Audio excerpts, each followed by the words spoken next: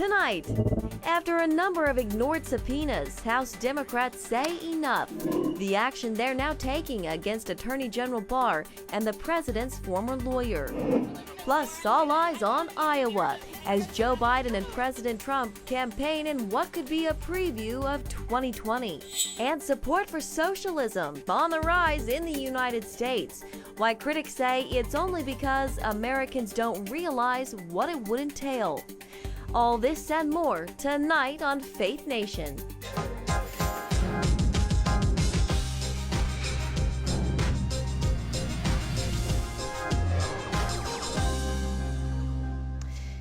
Well, Democrats take their fight with the White House to the nation's courts. Welcome to Faith Nation. I'm Jenna Browder. And I'm Eric Phillips in for John Jessup. After a deal delaying a criminal contempt vote against the Attorney General, House Democrats are voting to hold him and the former White House counsel in civil contempt. All because neither complied with House-issued subpoenas. CBN News Capitol Hill correspondent Abigail Robertson begins our coverage tonight from Capitol Hill. Abigail? That's right, Jenna. The Justice Department argues House Democrats are picking a fight over documents Attorney General Bill Barr maintains he's not at liberty to disclose. The fight on the Hill is heading to court. It's something Congress has never done before. It's not enforcing about subpoena power. Minority Leader Kevin McCarthy called the civil contempt resolution an underhanded ploy for impeachment. They're trying to get to impeachment without having their members actually vote upon it. House Speaker Nancy Pelosi counters this battle is about enforcing congressional power. My obligation is to do whatever we do in the most effective way possible. But at an event in Washington, Speaker Pelosi wouldn't rule out an impeachment. It's not off the table. In defiance of congressional subpoenas, the White House has invoked executive privilege to prevent former counsel Don McGahn from testifying. And Barr maintains Justice Department regulations require grand jury material be kept secret, even from Congress. No single person in the United States of America is above the law. The civil resolution is the latest muscle flexing from House Democrats after backing down from voting to hold Barr in criminal contempt. That came only after the Justice Department agreed to provide some underlying material from the Mueller report. We are going to use every available means at our disposal to enforce our right as a separate and co-equal branch of government to hold a potentially lawless administration accountable. Republican Steve Scalise said American priorities are at odds with a Democratic drumbeat towards impeachment. You're seeing on the floor again this week Speaker Pelosi wasting her majority on presidential harassment. Charging Barr or McGahn with the civil lawsuit could bring the case to court fairly quickly, but resolving that case is another matter. After Attorney General Eric Holder's case went to court during the Obama administration, legal proceedings only ended last month after nearly 7 years. And Abby, what does this mean for the ongoing investigations by the House Judiciary Committee? Well, Barr's agreement to hand over those documents does represent a sign of softer relations between the DOJ and Congress, but committee chairman Jerry Nadler has charged ahead with hearings over whether or not the president committed obstruction of justice. And Republicans say those hearings, which featured a Watergate-era Nixon lawyer yesterday, are nothing but a dog and pony show. All right, Abigail Robertson for us on Capitol Hill. Thanks, Abby. President Trump continues to find support among evangelicals. A new survey commissioned by the Faith and Freedom Coalition finds 83% of white evangelical voters approve of the president and the work he's doing in office. Faith and Freedom Coalition Chairman Ralph Reed points out job approval ratings are the most reliable and predictable predictor of voting behavior, adding Trump's strong economy, his conservative Supreme Court, and his unwavering pro-life policies, as well as his steadfast support of the state of Israel, all add up to historic levels of support among evangelicals and conservative Christians. Well, to 2020, the gloves are off in Iowa. President Trump and Joe Biden both there tonight and taking jabs at each other. Neither one is mincing words. Both are holding rallies in the early primary state. CBN White House correspondent Ben Kennedy joins us with that and the messages that they are hammering home, Ben. Well, Eric and Jenna, today we are getting to see what a Trump-Biden matchup would possibly look like. When asked if he'll talk about President Trump today, Biden said, well, we'll probably talk about him, and he did, calling Trump a threat to the nation and focused parts of his speech on Iowa's farmers. Iowa farmers have been crushed by his tariff war with China, and no one knows better than the folks in Iowa. He thinks that being tough is great. Well, it's really easy to be tough when someone else absorbs the pain. The fact is, he backed off this threat on tariffs with Mexico lately because he realized that he was likely to lose Michigan, Ohio, and Iowa. All of a sudden, he has, as we say in southern Delaware, had an altar call. He's seen the Lord. Before leaving for Iowa, President Trump called Biden, that is, a failing candidate, labeling him 1% Joe, who is slower than he used to be. Take a listen. When a man has to mention my name 76 times in a speech, that means he's in trouble. I'd rather run against, I think, Biden than anybody. I think he's the weakest mentally. And I like running against people that are weak mentally. I think Joe is the weakest up here. The other ones have much more energy. Now, Biden does agree with Trump that we need to get tough on China, but instead of tariffs, Biden calls for investing in the U.S., building a united front of allies to challenge China's abusive behavior and tightening defenses so that American companies don't have to keep giving away technology to China or having it stolen. Eric, Jenna? Yeah, and Ben, while both of them were in Iowa today, how are they looking in the polls right now? Eric, Iowa is a critical state to the 2020 election. Trump took it back in 2016, and he really hopes to repeat that. Today, Trump said his poll numbers are great. A national survey of registered voters showed Trump's overall job approval is 46%. In the Democratic primary, Biden's at 37%, only down 1% from last week. His standing appears to be unaffected by him changing his position on taxpayer-funded abortions by no longer supporting the Hyde Amendment. We'll see Biden face off with other Democratic hopefuls at the first Democratic primary debate at the end of this month. That's the latest outside the White House. Ben Kennedy, CBN News. All right, thank you, Ben. Well, here with us now is Matthew Continetti, editor-in-chief of the Washington Free Beacon and fellow at the National Review Institute. Matt, good to see you. Thanks for joining us. Thanks for having me. You know, President Trump clearly paying a lot of attention to Joe Biden.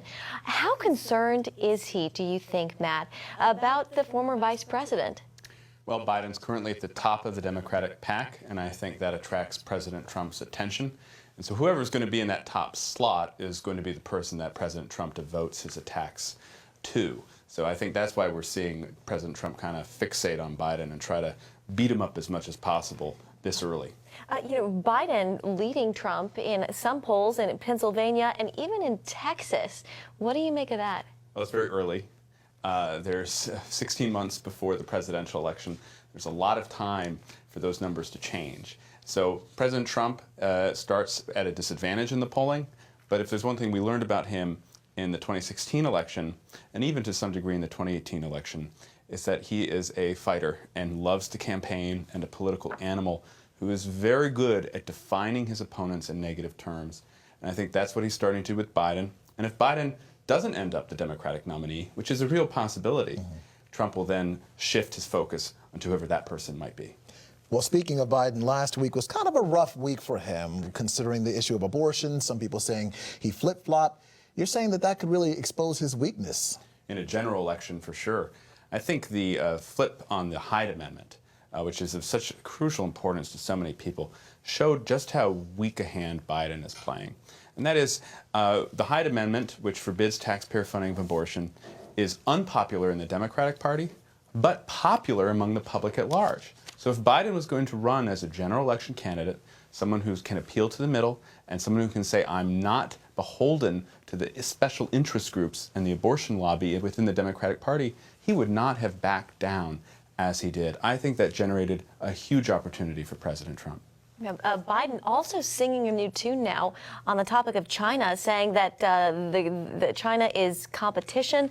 In April, though, it was the exact opposite. Matt, your thoughts on that? April and in May, we have a lot of video of Biden dismissing the China threat, and really just showing how out of touch he is. I think that's going to be a major theme of not only President Trump's campaign, but also the Democrats challenging Biden. Remember, there are 23 candidates running for president on the Democratic side. Biden's going to have to go through them first. I hope he has a pair of boxing gloves. Yeah, well, there's certainly a lot of candidates in the field for him to box through if he has to. To Capitol Hill now, the Democrats are seeming to want to keep the Mueller report front and center, to keep the attention on that. My question for you, how long can they manage to leverage that report before they have to make another move, impeach or not impeach? Well, it's going to be hard. And the reason is that these hearings are failing to generate any attention.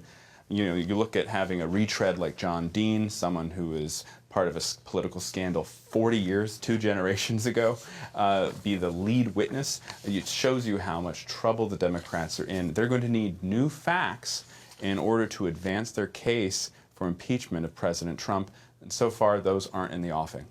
All right, Matthew Continetti with the Washington Free Beacon. Thank you so much. Thank you. All right, well, when we come back, tough topics in the church. How the Southern Baptist Convention is addressing sexual abuse by church leaders this week at its annual meeting. Welcome back. Well, tough issues within the church are set to take center stage these next 2 days during the Southern Baptist Convention's annual meeting. Among topics expected to be discussed, sexual abuse by church leaders, racism and lack of diversity in the Southern Baptist churches, and the role women should play in church leadership. Thousands are expected to attend the meeting in Alabama. Heather Sells joining us now from our Virginia Beach headquarters for more. And Heather, sexual abuse came into the forefront for the SBC earlier this year when the Houston Chronicle and San Antonio Express News published a stunning series of articles called Abuse of Faith. Remind our viewers what the reporting found. Right, Eric. Well, they really found a wide range, that the abuse problem goes deep in Southern Baptist churches. They found hundreds of clergy and volunteers in churches accused of sexual misconduct and 700 victims, so pretty wide ranging. I spoke with pastor and Southern Baptist President J.D. Greer about this a couple of weeks ago, and interestingly, he said his first gut reaction to that Houston Chronicle report was, Lord, please protect our reputation. And then he said he felt the Lord speaking to him and saying, don't worry about that. You take care of the victims. Heather, how has the SBC been working to confront the sexual abuse crisis among its churches? Well, even before this Houston Chronicle report came out last summer, President J.D. Greer convened a task force. They've come out with recommendations now, and they're wanting churches to really embrace a curriculum that will train all staff in how to make churches really safe, both for victims coming forward and to prevent abuse. And they are also looking at an amendment tonight that would basically allow them to expel Southern Baptist churches that handle abuse poorly. Yeah, shifting gears just a little bit, Heather. In recent years, the SBC has had to answer for a history of racism. What's expected to come on that front during this year's meeting? Yes, well, it's been a long history. The Southern Baptist Convention was founded over the issue of slavery, and it has apologized. But again, tonight, they are considering an amendment that would allow the denomination to expel a church for racist behavior. And so it's something they are trying to take on even more seriously once again. What's interesting is that they are also seeing their growth come from diverse circles of the U.S. Last year, 6 in 10 Southern Baptist churches that were planted were ethnically diverse. And so I think there's just a growing recognition that more than ever, they need to take on the issue of racism. Should women preach? It's, Heather, as you know, been hotly debated in the Southern Baptist churches. Right now, official SBC guidelines, though, limit pastoral roles to men. Do you anticipate any movement on that? Right. Well, there's no shortage of hot button topics this year, and that is one of them, women in the church. And it started in part because popular Bible study author and Southern Baptist leader Beth Moore tweeted that she was preaching on Mother's Day, and she was just roundly pounded by some Southern Baptists, particularly a few professors and pastors who said absolutely no women should ever be in the pulpit. And then Al Mohler, who is the head of the Southern Baptist Seminary in Louisville, Kentucky, just recently said this is not an issue. There will not be women in the pulpit. But I think what is interesting is that it has sparked a larger conversation about what is the role of women in the church. And Southern Baptists, I think, are trying to come to a place where they look more carefully at how women and their gifts can be used. So they're saying, hey, not in the pulpit per se, but what do we need to do to really make sure that we are tapping into women's gifts? And so it's going to be interesting to watch that conversation play out. Nothing formal at this convention, but definitely an informal conversation. Yeah, a conversation that I'm sure will continue. Heather Sells in our Virginia Beach headquarters, thank you very much. You're welcome. Well, socialism on the rise in the United States. That story still ahead. Welcome back. A majority of American women would rather live in a socialist country. A Harris poll finds 55% of women between 18 and 54 say they'd prefer to live in a socialist country over a capitalist one. But those surveyed are not in agreement as to what makes up socialism. Among the top 3 responses, 76% say it's universal health care. 72% say it's tuition-free education, and 68% say it's having a living wage. Well, a growing faction in the Democratic Party, including some presidential candidates, is advocating socialist policies. And as Jennifer Wishon explains, though socialism is gaining support, many don't understand what it really means or its possible consequences. Not too long ago, advocating for socialist policies meant certain political suicide. But today, socialism is spreading through the halls of Congress as Democrats running for president race to embrace it.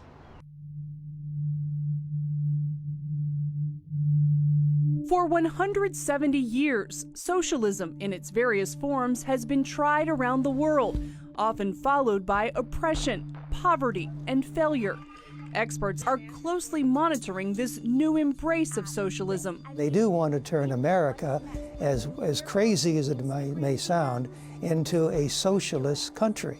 Democrats call it a bold, progressive step. I am going to go forward with a Medicare for all single-payer program. So for people out there who like their insurance, they don't get to keep it? Let's eliminate all of that. We need to be bold. The reasons why I signed on to the resolution and co-sponsored the resolution for the Green New Deal. Republicans argue it's completely out of touch. America was founded on liberty and independence and not government coercion, domination, and control. We are born free and we will stay free. And while promises of free stuff like college tuition sound great, for many voters, the devil is in the details. And socialist policy proposals are top issues for the 6 million members of FreedomWorks. Americans don't support it when they understand who's paying for all this. Middle America isn't socialist. Middle America, they value freedom and individual liberty. These are the things that Americans have always held dear. They're our founding principles. Webster defines socialism as a system or society in which there's no private property, where the means of production are owned and controlled by the state, a transition between capitalism and communism. Here in Washington, there's a memorial to the victims of communism. The goddess of democracy holds a flame over an inscription to the more than 100 million victims of communism and those who love liberty. Still, this political theory resonates with young people. In its annual survey, the Victims of Communism Memorial Foundation found 52% of American millennials prefer to live in a socialist or communist country. 40% prefer capitalism. Although a lot of them aren't sure what it is. The survey also found a quarter of Americans say they never learned about communism in school. Here's what happened when campus reform asked college students about socialism. It could really benefit our country in the future. I think it's a good idea. Socialism as a concept, as a philosophy is good. I think that it's got a bad rep. How would you view what socialism is, though?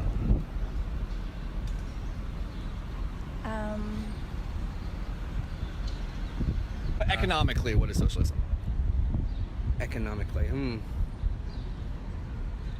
So, I'm going to think about that for a second. Since property is owned collectively under socialism, Edwards says supporters should get ready to hand over their smartphones and kiss religious freedom goodbye. The first thing they do is to close down the churches, close them up, and go beyond that, and as a matter of fact, to eliminate, if you will, eradicate, execute priests, pastors, sisters, nuns, people of faith. The absence of faith is why Joshua Moravchik thinks socialism has been so deadly. There is no moral law. There's no concept of sin. There's no concept of righteousness. The only righteousness is political. For Moravchik, loving and losing socialism has been a life journey. He grew up longing for it, serving 5 years as national chairman of the Young People's Socialist League, the same organization counting a young Bernie Sanders as a member. But today, Moravchik warns against it. He's the author of Heaven on Earth, The Rise and Fall of Socialism. And using history as his guide, Moravchik is disappointed to see socialism rising in popularity in the U.S. I understand why I once believed in it, and I understand why other people once believed in it. But why people would go back to that idea, to me, 200 years, this idea has been tried in every way people could dream up, and it failed in every way. Ultimately, Moravchik doesn't think America will ever become a socialist nation. But Edwards believes we're seeing the culmination of what Democrats have been striving to achieve for decades. Whether you're talking about the New Deal, whether you're talking about the Great Society of Lyndon Johnson, whether you're talking about Barack Obama, Obamacare, and what he called bringing about a transformation of America. So they've been working at it for 90 years. You know, candidates often tell us theirs is the most important election of our time.